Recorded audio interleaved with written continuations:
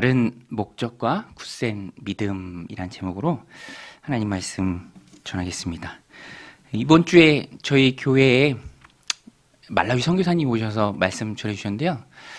저는 기억에 남는 게 순수하게 일찍부터 말라위에 들어가셔서 선교하시고 또 간증해 주셨잖아요. 내가 한 거 아무것도 없다. 하나님이 다 하셨고 또 나는 순종했을 뿐이다. 이런 말씀이 참 마음에 와닿았습니다. 특별히 하나님 하신 일들에 대해서 찬양하면서 정말 코로나로 급격하게 어려워졌을 시기, 2020년도부터니까 19년 말, 2020년, 2021년 그리고 지금까지 한 2년, 3년 좀 안 되게 그때 하나님 역사하신 게 그 전에 8년 했던 일보다 훨씬 더 많다. 이런 간증을 해주시면서 하나님의 역사하심이 참 저는 그거 얘기를 들으면서 사람의 상식을 뛰어넘는다.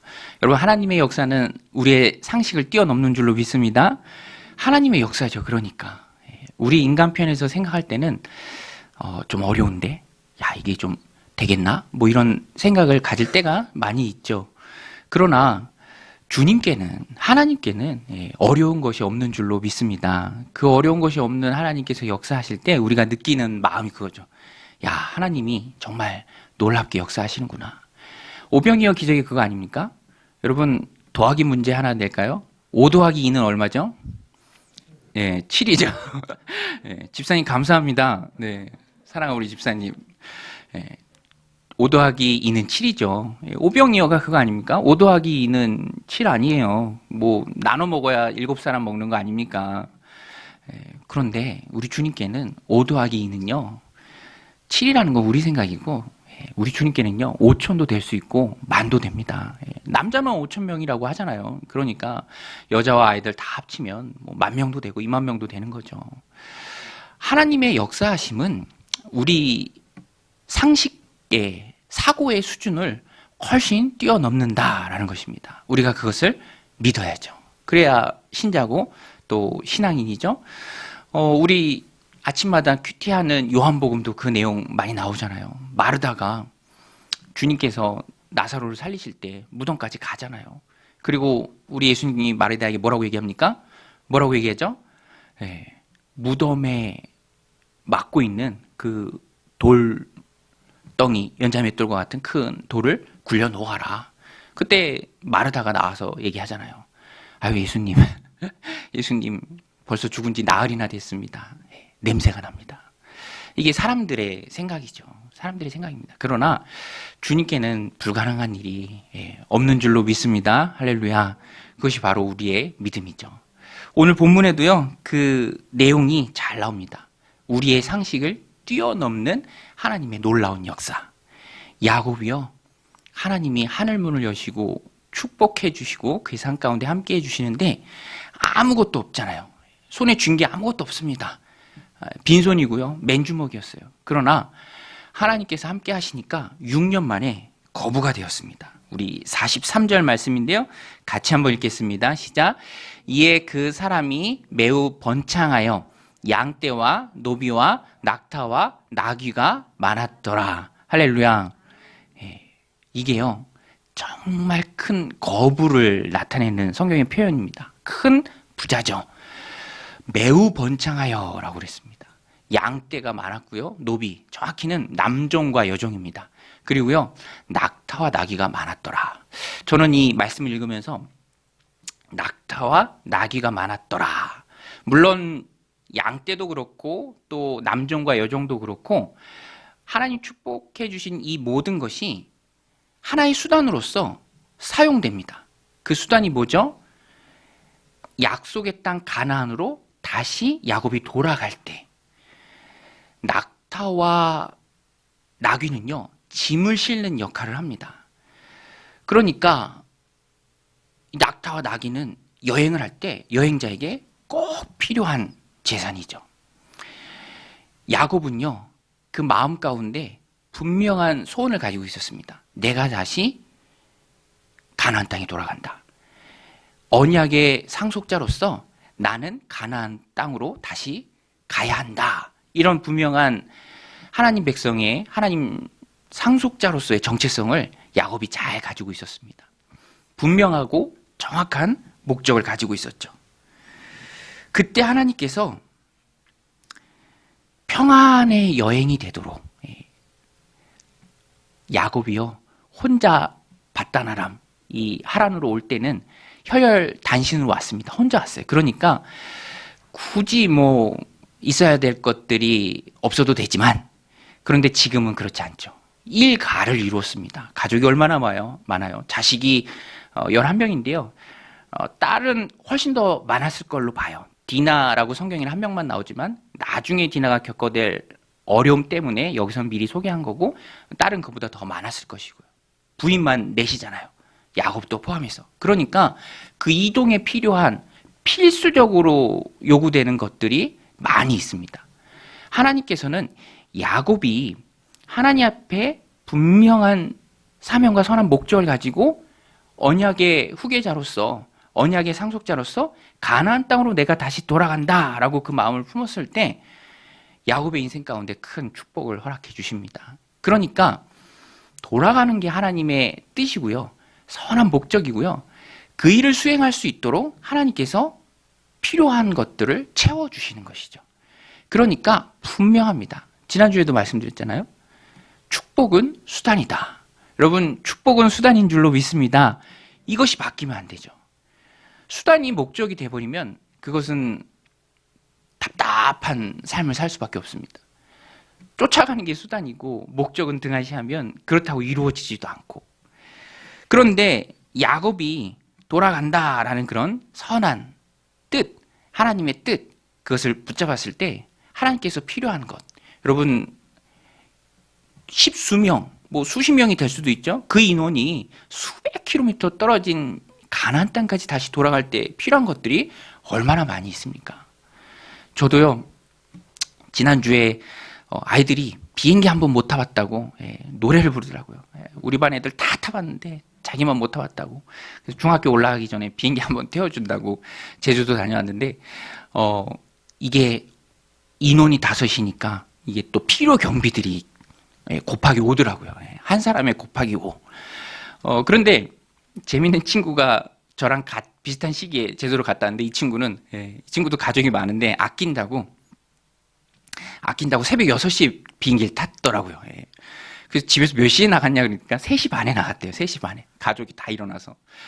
그리고 뭐 공영 주차장에 차 세우고 뭐 아주 작은 차로 렌트하고 뭐 그런 얘기를 쭉 하더라고요. 그러니까 움직이면 여러분 움직이면 다 뭐죠? 움직이면 돈이에요. 움직이면 돈이죠. 그런데 이 야곱 시대, 성경 시대에 뭐 아낄 수가 있겠습니까?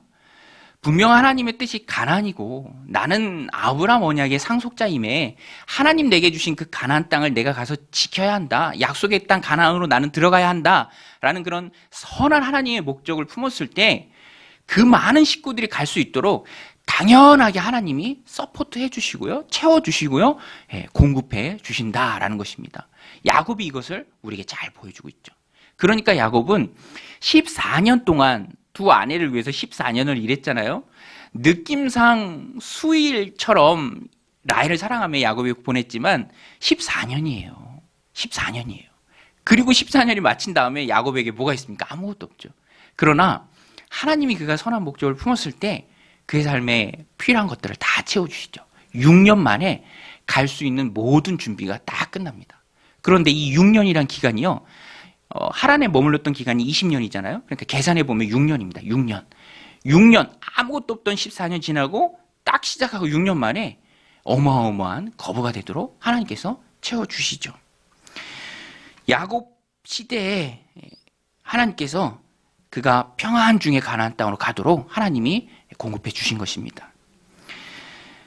가나안 땅으로의 복귀를 계획한 야곱은 그러니까 하나님의 축복을 받을 수밖에 없는 자리에 있었어요.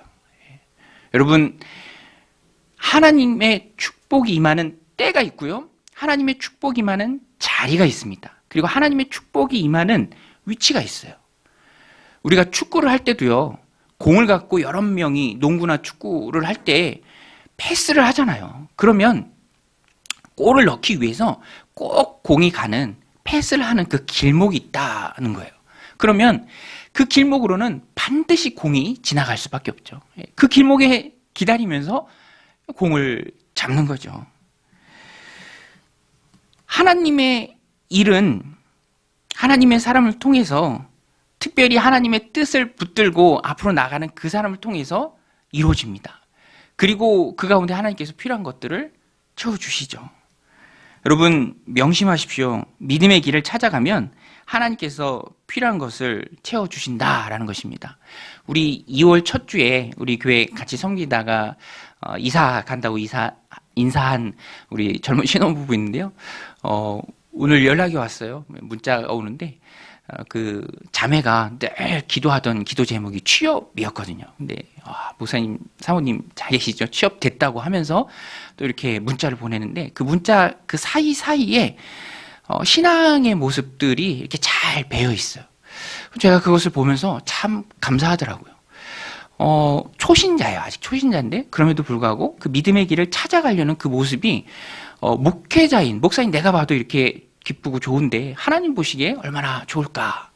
전에 그 부부가 좀 어려운 일이 있는 적도 있어서 제가 위로한다고 이렇게 전화를 드렸는데 그 남편 형제가 오히려 저를 위로하더라고요. 목사님 저희는 걱정하지 마세요. 이렇게 위로하더라고요. 이제 그 마음이 잘 전달이 되고 아직도 마음이 생생하더라고요. 그래서 떠나니까 얼마나 안타깝습니까? 그럼에도 불구하고 마음에 큰 축복이 나오죠. 그리고 하나님이 하나님의 길, 믿음의 길, 주님을 따르는 그 길을 찾아가는 그 두 부부에게 하나님 복 주시는 모습들이 보이죠. 오늘 우리도 그렇습니다. 복 주시는 자리가 있어요. 여러분 복 주시는 자리가 있는 줄로 믿습니다. 오늘 수요예배 추운데 예배에 나오셨잖아요. 여러분 복 받을 줄로 믿습니다. 지금 제가 예배 오기 전에 어제보다 5,000명 더 많더라고요. 어제 오늘 많죠. 이번 주에 10만 찍습니다. 그럼에도 불구하고 이렇게 예배에 나오셔서 하나님 기도하고, 여러분 하나님은 예배하는 자를 찾으시는 줄로 믿습니다. 언제 어디서든지 하나님께로 마음을 향하고 목적이 우리의 삶을 이끌어요. 목적을 찍는 거예요. 좌표를 찍는 거예요. 거기까지 가는데 필요한 것들 하나님이 다 주십니다. 너희는 먼저 그의 나라와 그의 의를 구하라. 그리하면 이 모든 것을 너희에게 더하시리라. 여러분 오병이어 기적도요. 얼마나 아름답습니까? 사복음서에 다 나와요. 주님께는 불가능한 일이 없죠. 여러분 그 기록을 보셔서 알겠지만, 큐티할 때 보셔서 알겠지만 배불리 먹었어요. 양껏 먹었어요. 거기 뭐 찌양 같은 사람 없었겠습니까? 양껏 먹는 거죠. 그래도 12바구니나 남았죠. 이런 주님이 우리의 후원자가 되시고요. 우리를 서포트해 주십니다. 대신 목적을 제대로 찍어야죠. 오늘 말씀 제목이 바른 목적, 굳센 믿음입니다. 오늘 우리도 그래서 믿음을 가져야 합니다. 축복의 자리가 있어요. 공이 가는 길목이 있습니다. 축복의 자리가 있어요. 받는 자리가 있다니까요.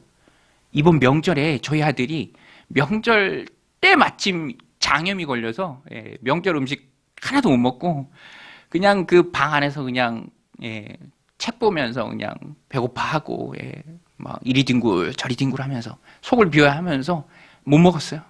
그렇게 힘들게 막 축 처져 있다가 설날 아침 상 먹고 상 물리고 이제 뭐 하는 시간이죠? 세배하는 시간.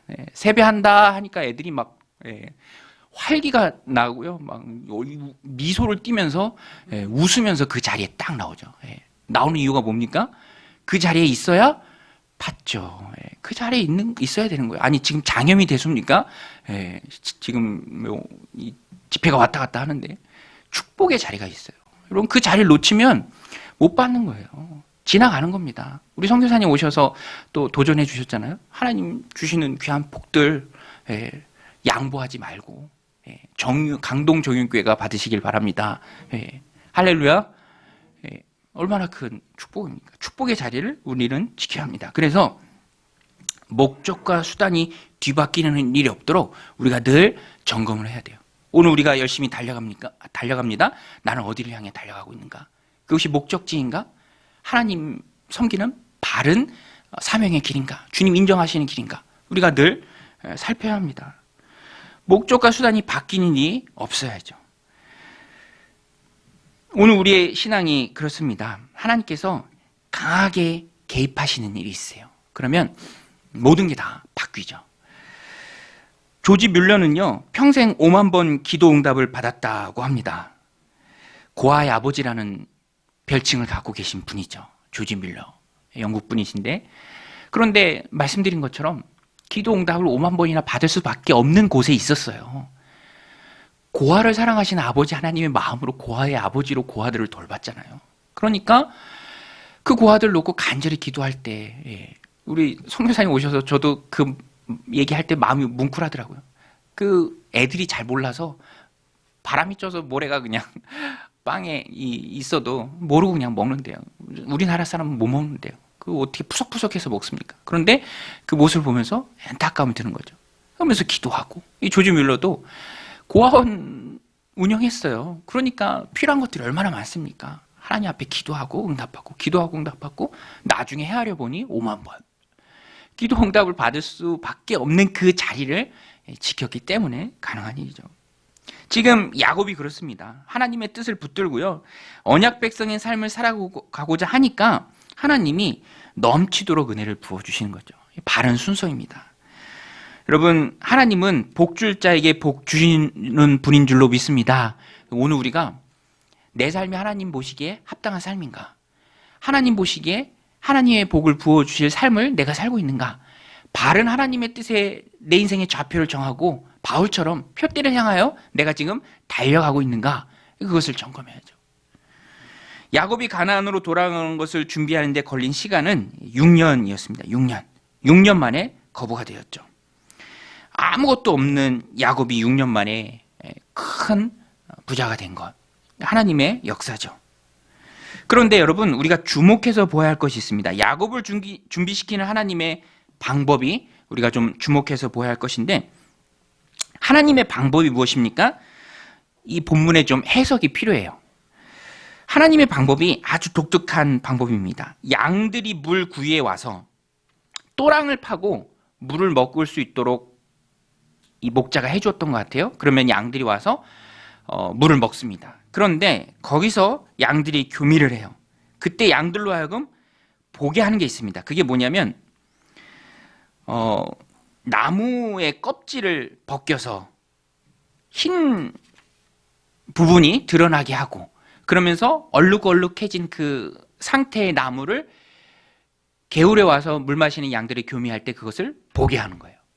그러면 양들이 새끼를 뵐 때 얼룩얼룩한 것, 점 있는 것, 검은 것, 이런 새끼들을 순풍순풍 낳는다 하는 거죠.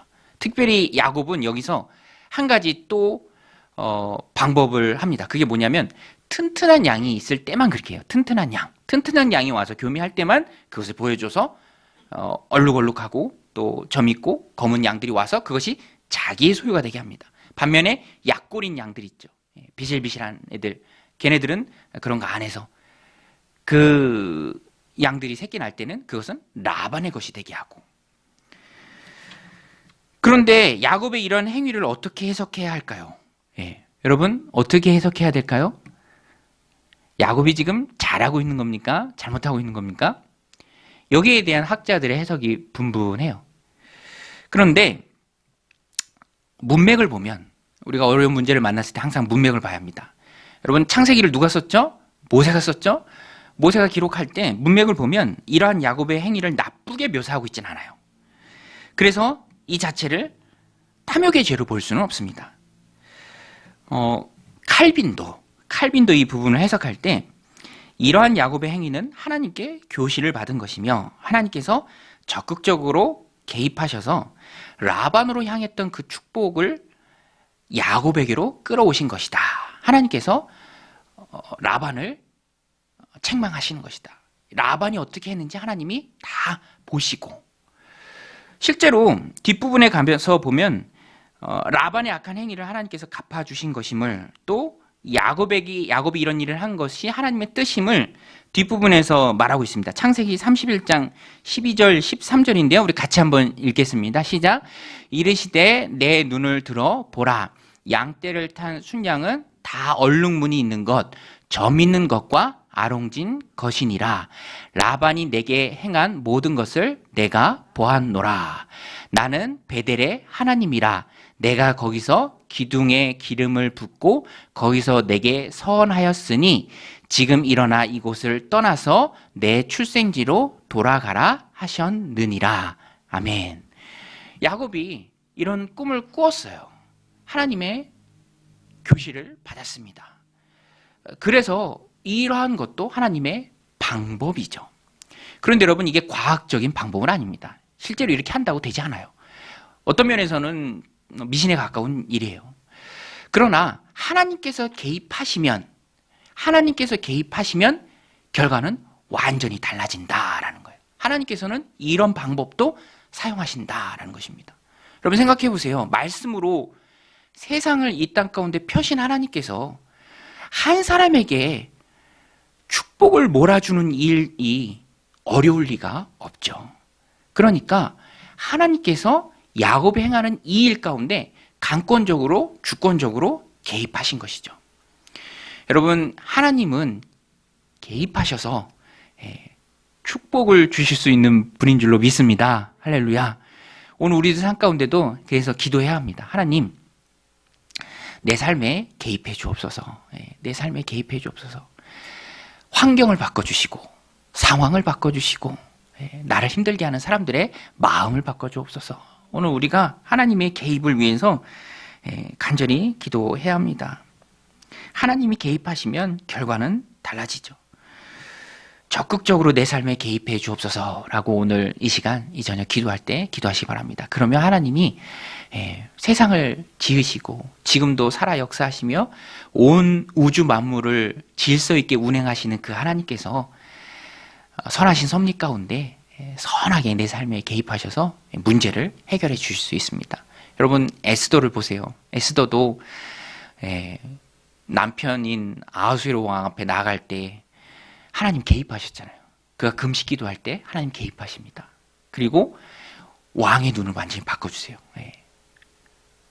에스더가 걸어오는데요, 너무너무 사랑스럽게 보이는 거예요. 하나님 개입하시면 사람의 마음이 바뀌는 줄로 믿습니다. 오늘 우리도 기도해야 합니다. 그래서 에스더도 모든 일들을 다 감당했죠. 복잡한 문제 가운데 하나님 개입하셔서 풀어주시면 일순간에 복잡한 모든 문제들이 풀릴 줄로 믿습니다. 흔들리는 우리의 마음을 붙잡아 주셔서 우리는 하나님 앞에 기도해야 합니다. 사무엘도 하나님의 개입 가운데 정신을 바로 차리게 되죠. 2세 아들들 중에 이스라엘의 왕을 세우려고 기름 부으려고 갔는데 그 영성 있는 사무엘도요, 2세 첫째 아들 맏아들 엘리압이 나오니까 엘리압이 키도 크고요, 잘생기고요, 정말 아주 그냥 반할 그런 외모를 가졌던 것 같아요. 그러니까 사무엘이 뭐라고 얘기합니까? 여호와께서 정하신 이스라엘 왕이 내 앞에 있도다. 근데 실수할 뻔했는데 하나님 개입하시잖아요. 외모를 보지 마라. 외모를 보지 말라. 내가 이미 그를 버렸노라. 나의 보는 것은 외모가 아니라 중심을 본다. 하나님이 알려주셔서 개입하셔서 사무엘이 제대로 다윗에게 기름을 부을 수 있었다라는 것입니다. 오늘 본문은 분명히 말합니다. 6년 만에 야곱이 거부가 된 것, 그것은 하나님이 개입하신 신비로운 방법으로 된 것이다.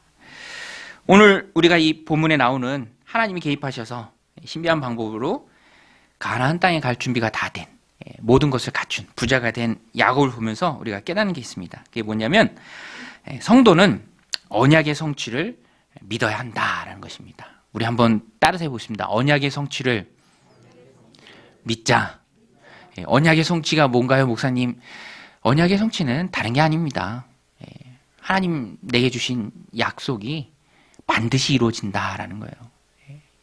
요한복음에 나오는 본문도 우리가 큐티하고 묵상하면 다 그거잖아요. 예수님이 예언대로 가시는 것. 하나님이 이미 예수님을 향해서 예언한 대로 예수님이 그 길을 가시는 것. 하나님이 우리에게 말씀하신 것, 우리에게 약속하신 것.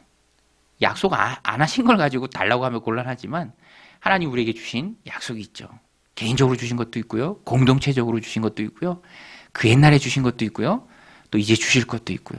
하나님 약속의 말씀이 있습니다. 우리가 그것을 붙들고 내 삶 가운데 이루어지기를 우리가 굳건하게 믿어야 한다라는 것입니다. 야곱은요, 그 하나님을 믿었습니다.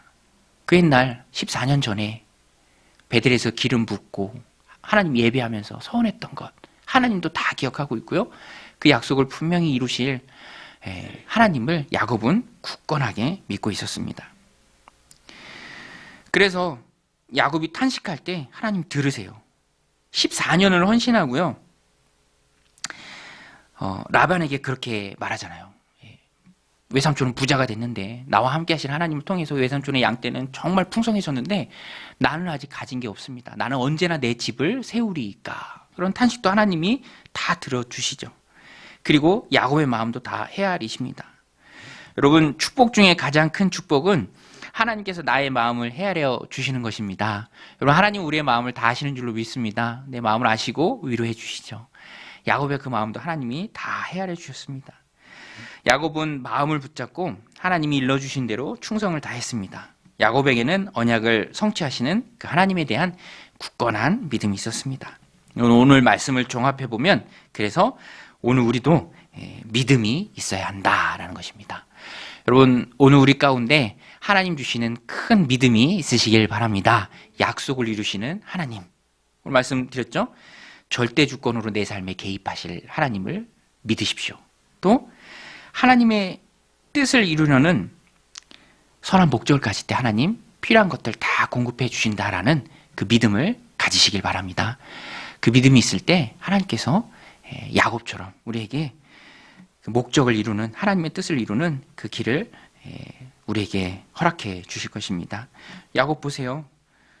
6년이라는 짧은 시간입니다. 그 6년 가운데 하나님이 약속해 주셨어요. 여러분, 각자의 삶을 되돌아보시면 그동안 하나님이 사랑하는 성도님들 삶 가운데 베풀어 주시는 은혜가 참 많을 줄로 압니다. 또 우리가 살아갈 그 6년이 있죠. 또 앞날이 있습니다. 그때도 우리가 믿음 붙들고 나아가면 하나님은 분명하게 그 믿음대로 우리 삶 가운데 역사해 주실 줄로 믿습니다. 할 수 있거든이 무슨 말이냐? 믿는 자에게는 능치 못함이 없느니라. 우리의 믿음을 점검하는, 오늘 말씀 통해서 우리의 믿음을 점검하는 시간이 됐으면 좋겠습니다. 오늘 말씀은요, 그래서 우리에게 처방전이 됩니다. 처방전이에요. 믿음을 점검하라. 내 믿음은 어떤 상태인가? 내 목적은 바른가? 오늘 말씀을 통해서 점검할 수 있죠. 하나님의 뜻에 목적을 두고 하나님의 약속이 성취될 것을 믿어라. 오늘 말씀 마음에 새기고 바른 목적과 굳센 믿음으로 나아갈 때 채우시고 공급하시고 도우시는 그 하나님을 경험하는 우리 믿음의 백성들이 다 되시기를 주님의 이름으로 간절히 축원드립니다.